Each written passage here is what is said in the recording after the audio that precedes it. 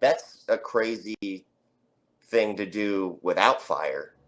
And then you add fire into the equation. Like, it's absolutely insane.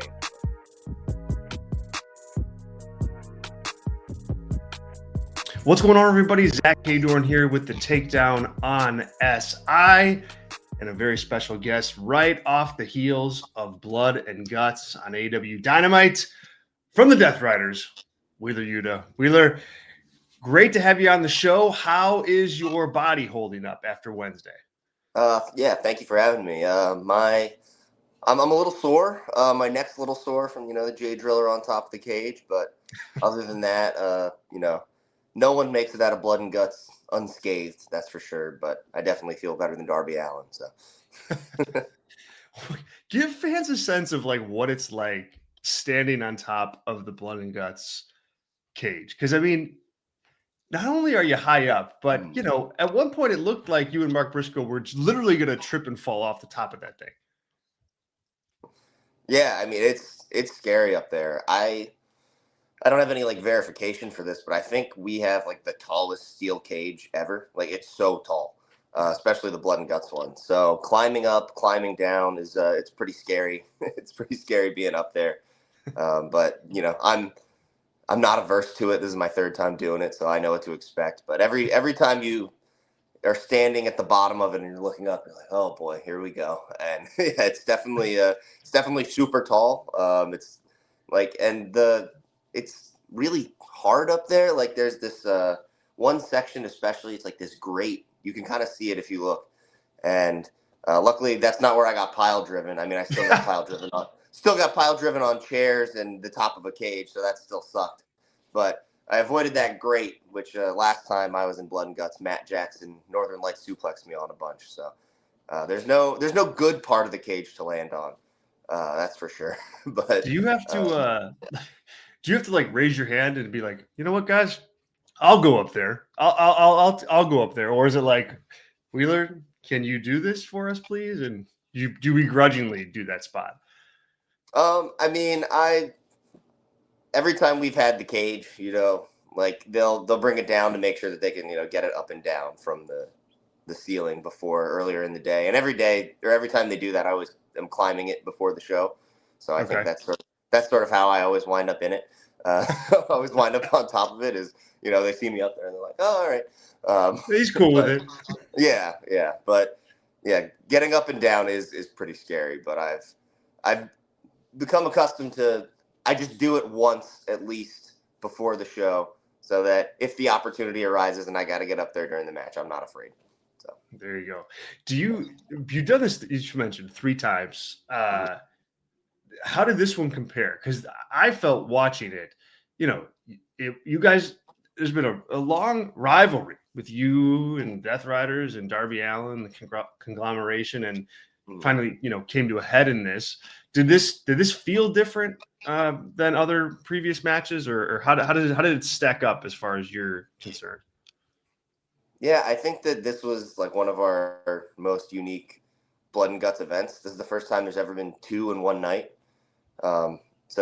And congratulations to the women. They absolutely crushed it. That match was incredible. Marina Shafir might be the new queen of the death match. That was awesome. But yeah, watching, so it was just a whole different experience the whole evening, But I think that this one was one of my outcome aside, this was one of my personal favorites. I really enjoyed being in there. I've never been in there from the very beginning. I've never been the first one into the cage, so that was a whole new challenge for me.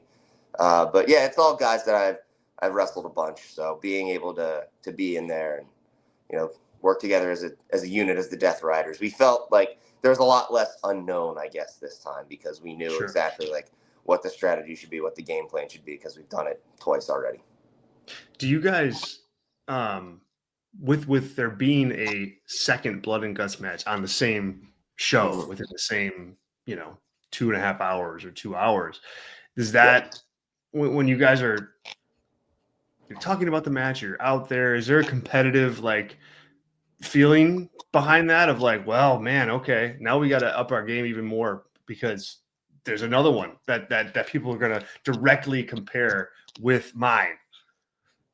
I think that's a good point to raise, that like there is like a direct comparison, but I think that the attitude sort of from everyone is less about that and more about just like uh, what history the women were making and having the first ever women's blood and guts match. And like I Yeah. think we were all just so excited for them, like especially from the Death Riders perspective, so excited for Marina just to see that whole match and how that went and how it all came together, and it was really incredible. So I think that we were less concerned with like the competition aspect and more just happy for everyone that we're having, we're making history, and we were happy to be a part of it. And like I said, again, congratulations to all the women that were in there, because they really worked hard, they really crushed it, and I thought it was awesome. So I think that there was, of course it's challenging when there's two of them, but we were more so just like excited and pumped to see where it went. Very cool. All right, one more question about Blood and Guts, and then I want to get into some Death Rider stuff and some just kind of overall AW stuff with you. Mm-hmm. When Darby Allin's going to go flying through the air and landing on some tables that are on fire, is there anybody that goes, "Hey, Darby, maybe we don't need this," or is it, "Hey, dude, it's Blood and Guts, Pack, toss him off that thing"? I think we were more in the camp of the second one. It's blood. It's blood and guts. There's a reason that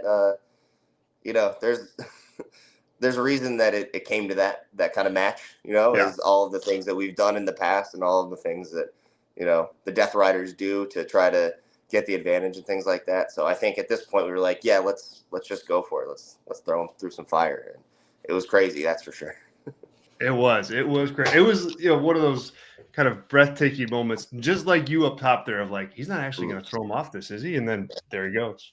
I mean, those tunnels are so high up. Like, that's a crazy thing to do without fire.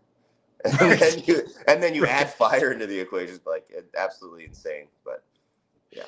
Fantastic. Well, listen, okay, you mentioned the outcome. And so I got to ask, how does the Death Riders respond when Jon Moxley, of all people, is the one that is tapping out and kind of, losing the match for you guys? I mean, he tapped out, he gave up. Where do things stand right now with the Death Riders and Jon Moxley at the kind of the helm? Yeah, I mean, obviously we don't want to be taking all these losses and stuff, but what I would say is the whole point of the Death Riders and everything is just to try to elevate everyone. Like we see what AEW could be, and we want to make sure that it reaches that full potential. It's been, obviously we're a young company, we're still growing, we're still gaining fans at every turn, and that's the goal, is to just gain as many new fans as we can. So it's starting to work. Kyle O'Reilly stepping his game up. Darby Allin stepped his game up. Hangman Adam Page stepped his game up. So now, in turn, we have to continue to step our game up. We talk a lot about trying to raise the standard, and I think that's what we've been doing, and we just have to continue that going forward until we raise the standard within our own group enough that we can get those championships back. Interesting. So speaking of Jon Moxley, it's been a while now, and you've been, obviously attached at the hip with him in the Death Riders and before that. But you had a very transformative moment for you in a match with him on AEW Rampage a handful of years ago. And, it's a tremendous match in terms of intensity. It's a tremendous match in terms of just, aggression and the way you guys captured the crowd. I want to talk a little bit about that match. So did you end up ahead of time? Did you know that, like, hey, this is going to be this transformative moment for me? Or did you guys feel like you were just kind of falling into that while you were out there? Yeah, that was a very interesting day. So I didn't know that I was going to be having that match until that day. So I am, and that's pretty typical in wrestling. You take things as they come. But I remember we used to do, if you remember on Rampage for the main event, they used to have, we called them the 3-box promo. And it would be Mark Henry would interview the two sides of the main event. So I'm standing there. I'm getting mic'd up for it, and I remember like it all happened so quickly. I get like I'm standing by the ring. Someone rushes down. They're like, "Hey, you have to go record this." I was like, "What do you mean?" And they're like, "Come here. You have to go record this." Okay, so boom, I go Yeah. do it. I'm literally standing there, mic'd up in frame, and I go, "Hey guys, who's my opponent? Like who am I wrestling?" I was like, "I think I know. Like I could put the pieces together." I was like, "I'm pretty sure it's gonna be Moxley." I don't actually know who my opponent is. And then in the monitor, I see him step into frame. I go, okay, all right, here we go. And I think from that moment, I'd been preparing because I had a feeling that this is where it was going, and I was preparing for it for a while mentally. But that was the moment where I was like, all right, let's flip the switch because this is going to be, this can be something special if I make it something special. And I'm really glad at how it all turned out. And it was obviously, like you said, a very transformative moment for me. And it was, it was very interesting because this is something you don't really get in wrestling a lot was the match, because Rampage used to be a taped show. The match happened on Wednesday and it didn't air until Friday. But Right. word kind of got out from the live crowd of like, oh, you guys, you need to check this one out. Like this is going to be something special. So being able to like have those kind of 2 days of anticipation where like I knew what happened, I knew how it felt for me at least, and I was like excited to see what the rest of the crowd would do, the rest of the people would do. So I got to watch it with an ice pack on my head from my couch, and it was very exciting to kind of have that experience. But it was a bit of a whirlwind, but I was mentally preparing for a while for it to be something special. Wow. Wow. That's such a cool story. What's the vibe, backstage when you come back from something like that? And where I feel like it was one of those matches where, the crowd knows that you elevated yourself in that. Mox knows that you've elevated yourself with that. I'm assuming everybody backstage, they're not blind. They see the same exact thing. Yeah, it was really cool. It was a lot of congratulations, not a lot of hugs because I was really covered in blood. That would have been pretty gross. But a lot of congratulations. I think the only time ever like whoever was sitting around behind the curtain like gave me a little bit of a round of applause. I think that's the only time that's happened in my career, like in the back. So that was really cool. But Very yeah, cool. just to and then see a lot of the veteran guys and get to talk to them after, and I'll have a lot of them congratulate me. It was really cool. But it's also it was the end of Rampage, so it was Dynamite ends at 10 p.m. So it was like 11:30 by the time I got Right. back there. So I'm sitting. I just remember we're actually going there next week, so I'll be back in that arena. But I just remember like sitting there, and whatever I have a match like that, it takes me a while to come down. So I probably sat in my gear till after midnight, just like Wow. going, okay, and then hopped in the shower and headed home. But yeah, it was quite an experience. But everyone was so nice and congratulatory, and then that really continued on Wednesday when I saw everyone and I was less disheveled. Less bloody. Is Yeah. that a normal thing? Like do you normally kind of just take it in after matches and take your time, leaving the building and showering up? Is that like a superstition or just what you do? Uh, I don't know if it's as much of a superstition as much as it is like I need to kind of calm down Okay. afterwards. But yeah, I'll definitely sit there for a little bit after matches usually, and kind of decompress. But yeah, it's tough to come down from that. Like after Blood and Guts, I didn't sleep. So Right. yeah, My it's God. one of those. But What what is it like working with John Moxley? And you could talk about it from either angle, either as an opponent or, as, mhm. tag team partner or faction mate. It just seems like there's an intensity there and like it's like almost when I watch you have matches with John Moxley next to him or, across from him, it just seems like whoever it is has to like come up to that intensity level. Is that something that you learn from him, or just what's it like working with somebody who's up there you know at that spot all the time? Yeah, I mean I think that's exactly what it is. It's like you have to step up to match his intensity. Like he is so singularly focused when he's in there. Like um, he said this before. And I think Bryan Danielson actually said it as well, like when they were talking about it. But they said like when they're in the ring, it really just feels like that's where they're meant to be. And I think that that's so true of Moxley. Like when he's in there, you just see him and you're like, oh yeah, he's meant to be in there. He's meant to be doing this. So that really mentally, you have to step up and you have to get on that level. And that's really what all the Death Rider stuff has been about. Like, is just trying to get everyone to step up like that. And that, that's very true. But he's so natural in there, and like, I don't know, it's really hard to describe, but like, you can just tell that like he's always moving in the right way. He's always doing the right thing. There's very little things that he does without a purpose, and those are kind of things that it's been really exciting for me to just like watch from the apron, and then watch from the floor when I'm doing nefarious things out there with his opponents. But there's definitely been a lot that you learn just like being that close and seeing what he does. And he's an absolute pro. I think that when he retires, we'll be considering him as like one of the greats to ever do it. Yeah. Wow. So talk a little bit about AEW as a whole right now. I mean, you guys are just about 6 years in, like you mentioned before. You've got the AEW book back here that I'm starting to read, and it's like, man, the company's been around for a while, and you've been a part of it now for more time than not. How what's the vibe? What's the vibe as you guys go into year 6 and as you yourself kind of become mainstay of that locker room? Yeah, the growth that I've been able to see just like in the time that I've been there. I came in, like my first event was, I believe, the last one before they went back on the road. So it was like the very tail end of COVID shutdown. They couldn't run any events.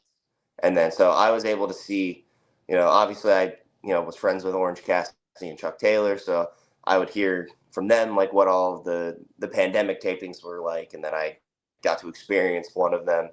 But just like being able to see it grow from, we're having no fans, obviously not at the fault of the company, but we have no fans there, and like it's small and it's this intimate setup, and then to be able to go wrestle at Wembley Stadium, to go, have Arena Mexico, to go all the way to Australia, like being able to see how quickly this thing has grown in such a short amount of time, I think it just really motivates all of us.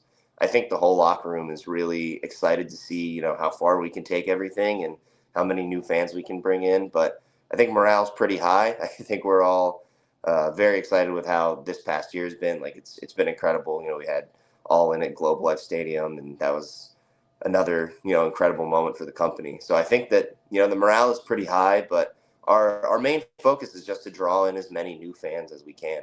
We recognize our place in the wrestling world, and we just want to continue to grow and nurture our own fan base. So I think that's really what the goal is for everyone right now. And then what about for you? So speaking of goals, I mean, you've been in the company for a while. Like where do you see yourself moving as far as in AEW or as part of the Death Riders, or maybe not a part of the Death Riders? Yeah, I won't get into that last part, but I've really enjoyed my time being with the Death Riders. It really does feel like we're genuinely like on a team, and we're really focused and working towards one goal. So I'm really excited for that. Going forward, I'd love to see myself in some more gold, maybe some singles gold. I was the Ring of Honor Pure Champion 3 times. It's more than anyone. And then obviously we had the Trios Championships as well. But maybe one day seeing Wheeler Yuta with some singles gold would be pretty cool. So that's I think my next personal goal. How soon will I go for that? I'm not really sure, but that's something that I certainly want to have down the road. But yeah, it's been quite a wild ride. I think I've had a very fortunate time in this company, but also a very very unique time. Coming in with the best friends, being picked for the BCC, and now the Death Riders. It's been very interesting and fortuitous, I should say. Very good. Very good. Well, that's a great place to wrap it up. Wheeler Yuta, thank you so much for your time. You guys, if you haven't checked out the Wheeler Yuta versus Jon Moxley match that we mentioned, try to get that in the show notes for you. Blood and Guts this past week on Wednesday night. Make sure you check that out if you haven't done so. And, of course, Collision this weekend, Dynamite on Wednesday. Wheeler Yuta, thank you so much for your time. Have a good weekend, and hopefully we can do this again real soon. Yeah, absolutely. Thank you for having me.